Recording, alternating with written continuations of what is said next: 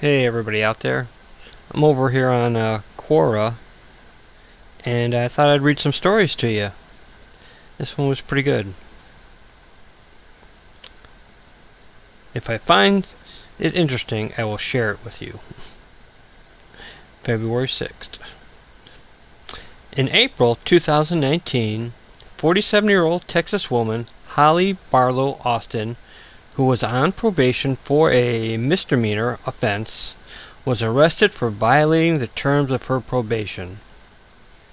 After her arrest, Holly was locked up in jail cell managed by LaSalle Corrections, a private prison company in Texas. Between April and June, Holly was denied access to every sort of care because LaSalle was trying to cut costs. She needed her prescription medication to be refilled, but they ignored her and stated that she was faking her illness. Ooh, man. That's what was left of her. On June 11th, the jailer saw that her condition was getting out of hand and then decided to send her to a hospital. At this time, Holly, who walked into the jail in good health, had gone blind and became paralyzed. They took her to the hospital so that she would not die in their care. Sadly, 6 days later, on June 17, 2019, Holly Barlow Austin lost her life after doctors tried effortlessly to save.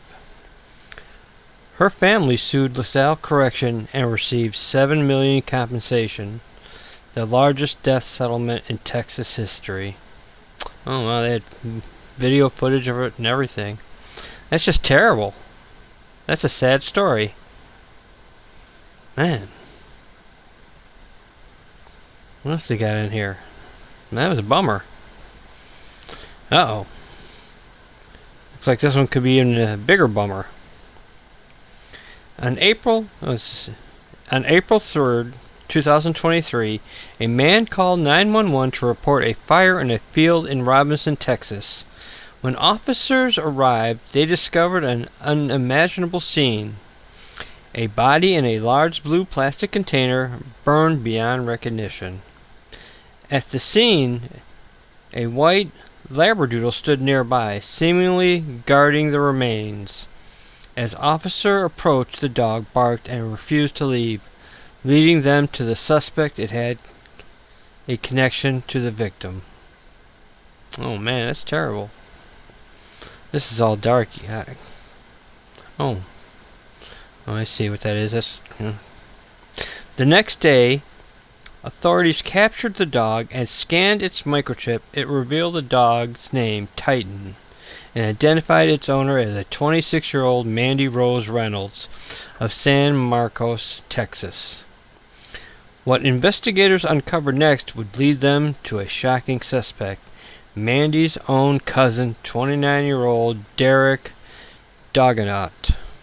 The event that followed would ultimately end in his conviction and a life sentence. Oh man, that's terrible. He killed her. Man takes his life and cousin's. Oh, so he committed suicide? No, it says man takes the life of his cousin, but her dog exposes him. Police body cam footage. Ooh, I don't know if I'd want to see that. Man, that's just terrible. I'm so sorry for that lady. What do we got over here? Another one, holy crap. February 3rd, this was shared. In the early morning of October 6, 1995, a 15-year-old Nicole Vanderherk disappeared on her way to work in Ekenhouden, a city in the Netherlands. Her body was found 6 weeks later. She had been raped and I have to bleep that out. In every effort by the investigation to solve the gruesome crime proved abortive. The case was subsequently declared cold and abandoned, but Nicole's stepbrother, Andy Vanek Herc, never had any closure. He desperately wanted justice. Well, that's a shame, man. It is. In 2011, Andy took to his Facebook page to confess to the crime. Oh, man. He was arrested, but it quickly became clear that his confession was a hoax. However, he achieved the goal of rekindling the interest in the case. The case was reopened with new investigations assigned, and Nicole's body was exhumed for DNA extraction. Luckily, they got a match. A man they called D. Gee on January 14th, 2014, the suspect was arrested. That's good. Is that him then? That supposed to be him? On October 9th of the same year, he was given a 12-year prison sentence for the ape and Nicole Vander Herc. I wonder if that's the guy. Is that the guy it's supposed to be? What if you clicked onto this? What does it show you? Wow. That really sucks, man.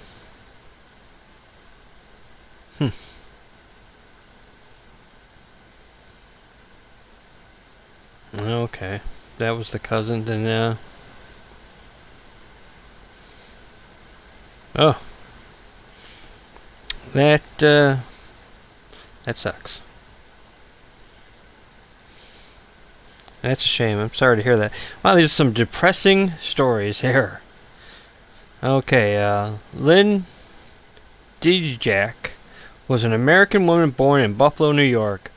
On the evening of February 13th, 1993, Lynn Dijak had a heated argument in a bar with her then-boyfriend after she discovered he had hired a private investigator to monitor her when she came back the following day. She met the naked and lifeless body of her 13-year-old daughter, Chrysalyn Gerard. Autopsy showed she was strangled. She also had some level of in her system. She was taken into custody and accused of second-degree murder. There was no physical evidence, forensic studies that tied her to the crime. The only two evidence against her were her boyfriend, Dennis Donahue, who testified against her after he was promised immunity, and an ex-convict, Wayne Hudson, who claimed she confessed to him. Now, you think they set her up? I think they set her up. She was convicted and sentenced to 25 years in prison. 13 years later, while examining 3 other unsolved but similar cases, detectives were quick to tie the crime to Donahue.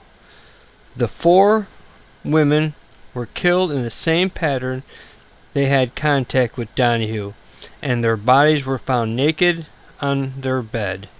DNA test was requested, and it was proven Donahue's DNA was at the crime scene. Lynn Dijak is the first woman ever to be exonerated of murder charges on the basis of DNA profiling. Oh, wow. Man, that would suck. That would suck. Man, I hope she has a much better life now.